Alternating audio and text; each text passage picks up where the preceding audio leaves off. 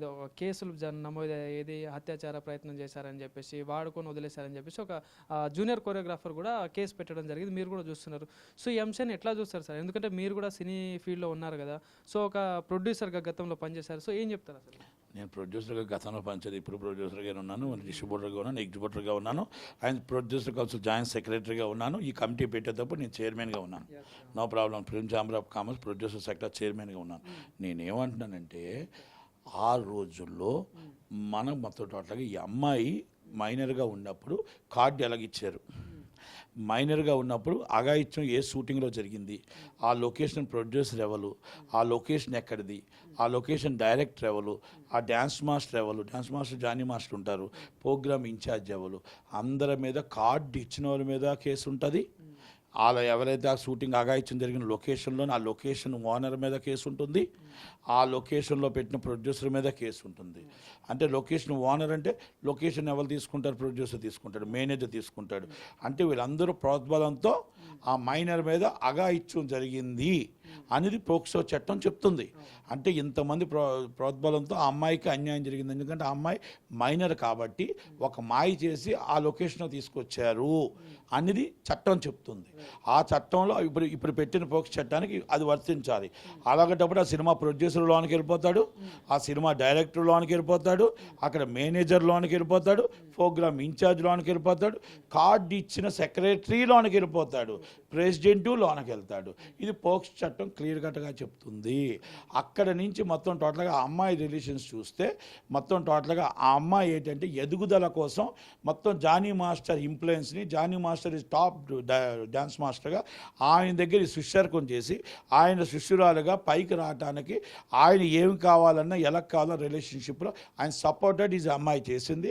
ఆయన ఆయన్ని జానీ మాస్టర్ని వాడుకుందామని ఈమె చూసింది, ఈయన వచ్చి ఆమెను వాడుకుందామని ఆయన చూసి ఇద్దరు కూడా మొత్తం టోటల్గా ఎలా లేదన్నా టాప్ కొరియోగ్రాఫర్గా ఆయన మొత్తం అసిస్టెంట్గా నెంబర్ ఆఫ్ అన్నింటిలో చేయడం, ఆమె వీడియోలు కానీ ఆమె మొత్తం టోటల్ ఫీట్స్ కానీ అన్నీ చూడడం జరిగింది.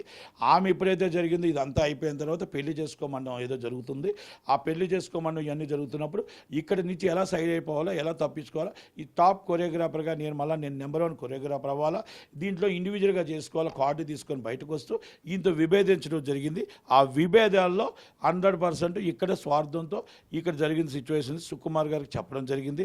అక్కడ ఎప్పుడైతే నన్ను వదిలేసి వెళ్ళిపోతారో, నన్ను నువ్వు వాడుకొని వదిలేస్తున్నావు అనేది ఆయన కోపంతో ఆయన వార్నింగ్లు ఇవ్వడం, ఆయన స్ట్రగుల్ చేయడం, ఆమె ఇండివిజువల్గా చేయొద్దన్ను, ఇవన్నీ కూడా సుకుమార్ గారికి చెప్పడం, సుకుమార్ గారు సపోర్ట్ చేసి సుకుమార్ గారు ఛాంబర్ పంపించడం, ఛాంబర్ వాళ్ళు ఇమీడియట్లీ పోలీస్ స్టేషన్కి పంపించడం, ఇవన్నీ కూడా మొత్తం చక్క జరిగిపోయాయి. దాని కింద మొత్తం టోటల్గా కంప్లైంట్ ఇమీడియట్లీ జరిగే పోక్స్ చట్టం కింద చట్టం తన పని ఇన్వెస్టిగేషన్ చేసుకెళ్ళిపోతుంటుంది. ఛాంబరు ఇంత సడన్గా ఇంకా పోలీస్ స్టేషన్ రిపోర్ట్ రాకుండానే మనం ఛాంబర్ ఇమీడియట్లీ మనం రిపోర్ట్ ఇచ్చి ఆయన సస్పెండ్ చేయమనడం కరెక్టే, కానీ ఇద్దరిని సస్పెండ్ చేయాలి. ఇస్ బోత్ పార్టీస్ ఇద్దరిని కూడా ఆమె ఎందుకంటే ఆమె దాంట్లో కార్డులు అవకతవకలు ఉన్నాయి, ఇద్దరు ఉన్నారు కాబట్టి వీరిద్దరు లేకపోతే ఇండస్ట్రీ ఆగిపోదు, ఇండస్ట్రీ మూసిరు కనుక ఇద్దరిని సస్పెండ్ చేసి ఈ కేసు తేలిన దాకా ఇద్దరిని అబియన్స్లో పెట్టుకొని తక్కువదంతా కూడా ఒక కేసు తేలాలి, ఇన్వెస్టిగేషన్ తేలాలి. దయచేసి ఇక్కడ ఇది కాస్టింగ్ కౌచుకుందో దేని కింద రాదు. ఇద్దరు ఇష్టపడ్డారు, రిలేషన్షిప్లో ఒకరినొకరు దోచుకుందామని చూశారు. ఈమె ఆయన్ని తీసుకుందాం చూసి ఇది అయిపోయింది. ఇక్కడ అయిపోయిన తర్వాత ఇక్కడ అర్థం అంటే సంజయ్ గారు నాకు చెప్పిన దాన్ని బట్టి అర్థమైంది కాబట్టి నేను చెప్తున్నా.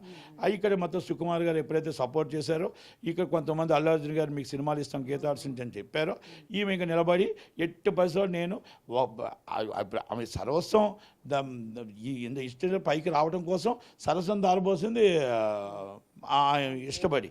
అయితే అక్కడ ఏమైపోయిందంటే ఎప్పుడైతే ఆమె పైకి రావాలో అవాయిడ్ చేసుకుంటూ వచ్చింది. ఎప్పుడైతే అవాయిడ్ చేసుకుంటూ వచ్చిందో నన్ను వాడుకొని నువ్వు నన్ను ఈరోజు ఇంత దాని అయ్యి నన్ను వాడుకొని నన్ను మోసం చేస్తావా అనేది మనవాడు బెదిరింపులకు అయ్యి ఉండొచ్చు. ఇవన్నీ ఊహాగానాలు మాత్రమే. ఇది ఇన్వెస్టిగేషన్ అనేది పోలీసులు చేస్తారు. కానీ తొందరపడి ఛాంబర్ రిపోర్ట్ ఇవ్వడం, ఛాంబర్ ప్రెస్ మీట్ పెట్టడం ఇస్ రాంగ్ అని మాత్రం నేను అంటాను. ఇంకోటి నా మీద కావాలని కుట్ర జరుగుతూ ఉంది. అయితే నేను ప్రెసిడెంట్గా ఉన్నా, నేను డాన్సింగ్ దానికి దాన్ని తొలగించడం కోసం ఇదంతా జరుగుతుందని చెప్పి వాళ్ళ భార్య కానీ వాళ్ళు ప్రధానంగా ఆరోపిస్తున్నారు. సో ఇట్లా ఏమైండొచ్చు సార్? ఒకటండి నేనేమంటానంటే కుట్రకోణం కూడా త్వరలోనే బయటపడుతుంది. ఉండొచ్చు, ఎక్కడ ఉండదు, ఇది సంథింగ్. ఇప్పుడు అమ్మాయి ఇండివిజువల్గా ఎదుర్కోవాలి, ఎంత దానికైనా సరే ఆమె దేనికైనా త్యాగం చేసి ఆమె ఎదగడం కోసమే ప్రయత్నం చేసుకుంది. ఆ అమ్మాయి ఎదగడం కోసం ప్రయత్నం చేసి జానీ మాస్టర్ దగ్గర ఉండాలనుకోలే, జానీ మాస్టర్ దగ్గర వర్క్ నేర్చుకోవాలి. జానీ మాస్టర్ దగ్గర నేను మొత్తం టోటల్గా ఆయనకున్న కంపెనీలన్నీ నేను తెలుసుకోవాలా, కంపెనీలో నా పర్ఫార్మెన్స్ చూపించుకోవాలా, నాకు అవకాశం ఇచ్చిన పర్ఫార్మెన్స్ నేను నిలబెట్టుకోవాలి, టాప్లో నేను ఉండాలని ఆమె ఆలోచన.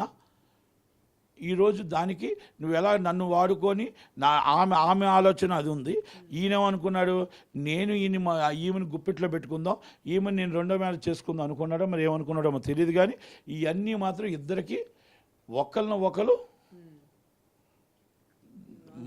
అనుకున్నట్టే జరిగింది ఇది. కనుక ఒకరు ఇద్దరిది తప్పు ఉంది, ఇక్కడ ఒకరు తప్పులేదు. కాబట్టి వాళ్ళ మీద ఇమ్మీడియట్లీ సస్పెండ్ చేయాలా, ఛాంబర్ కూడా ఇమ్మీడియట్లీ యాక్షన్ తీసుకోవాలా. It's investigation report and police చేసిన తర్వాత